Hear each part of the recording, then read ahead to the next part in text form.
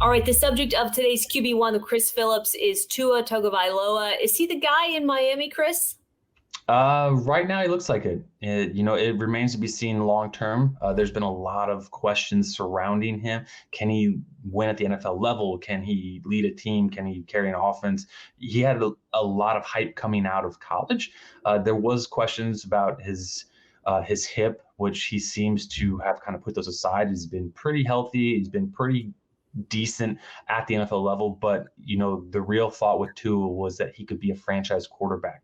And right now in the NFL, he looks like he might just be an average NFL quarterback. So really the question is, what does he do this season? Right now, Miami has surrounded him with the best talent he's ever had in his NFL career.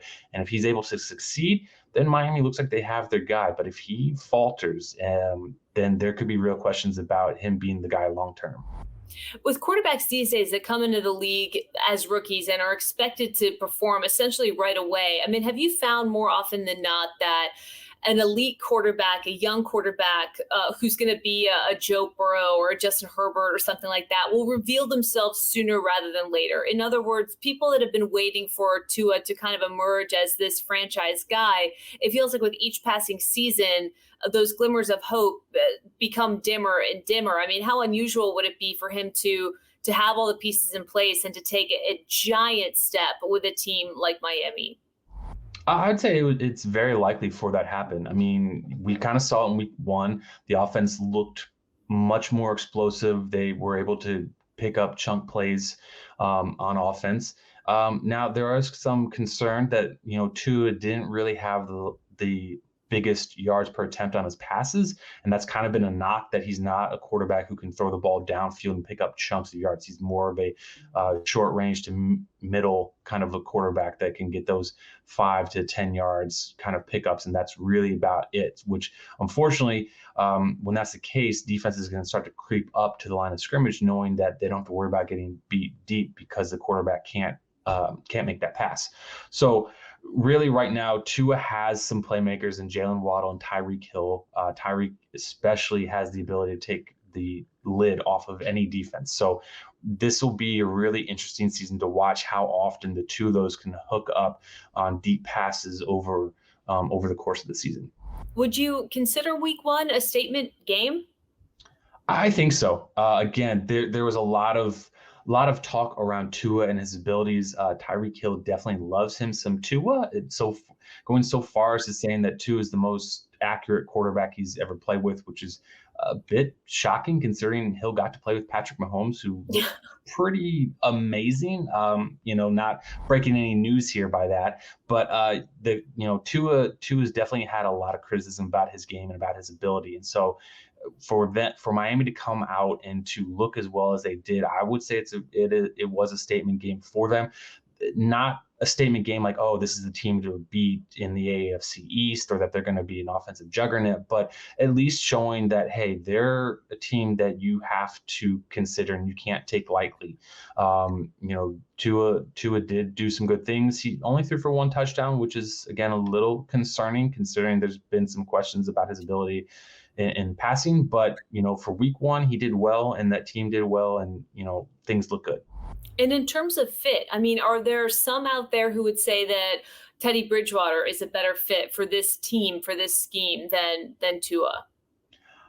Um, Teddy's kind of been a guy that's had some hype around him in Minnesota and Carolina, and even going into Denver last season, of a guy that, he just needed a little bit more time, needed a little bit more playmakers around him. There's always kind of an excuse about his lack of abilities, and it wasn't necessarily his fault. It was always there was something else that needed to happen in order for him to take the team to the next step. Well, last year we saw that in Denver that necessarily wasn't the case. Teddy's a good quarterback. He's a good backup quarterback, but that's about it. Teddy probably only needs to play like a handful of games every season. But he showed he can't be the guy over the course of a long season if the team wants to win games. If Tua ultimately isn't the guy for Miami, I mean, how much do they need to be thinking about a backup plan and where they would go from here? Like you say, elite quarterbacks don't fall off trees and they're really, really expensive. I mean, what are Miami's alternate options if this doesn't work out? Yeah, if Tua doesn't succeed in Miami, I think what the most obvious thing is that you'll see Miami look to move on from Tua, whether it's in the draft, whether it's trading. Um, that's what they'll look to do. But I would say if that's the case, then what they would really need to look for is to establish and build a kind of culture and identity. You can look at some franchises and you just know certain things about them. For example, Baltimore and Pittsburgh, they're always going to have a good defense. That's just the way those franchises are routinely looked at. New England's the same way. They're also looked at as a team that's going to give opponents fits because what they did the previous week isn't necessarily what they're going to do the next week, because Belichick just designed his game plans around his opponents on a week-to-week basis. For a while in Indianapolis with Peyton Manning, you knew they were going to score points. With Miami, what are they? Are they a team that's going to score points, or are they a team that's built on defense? What is their MO? When they had their former coach and Brian Flores there, they were starting to build a bit of an identity of being a team that's going to play hard, play tough defense, and kind of be a little bit more of a defense first type of a team, with their offense being able to make enough plays to win them games. But since Flores is gone, now the question is what is Miami's identity? The hope is that with Tua, that he can make him be an offensive first kind of a team, maybe something that's along the lines in conversations with the Cincinnati Bengals and Joe Burrow, the Patrick Mahomes in Kansas City, Justin Herbert's in LA, those types of teams.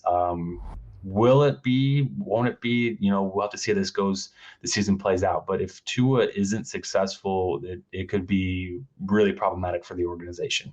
Not a lot of time to develop an identity when we're already on to week 2 of the NFL's regular season. We'll see what Miami does for here. Chris Phillips, QB1, great stuff. Thanks as always. Make sure to like, comment, and subscribe for more QB1.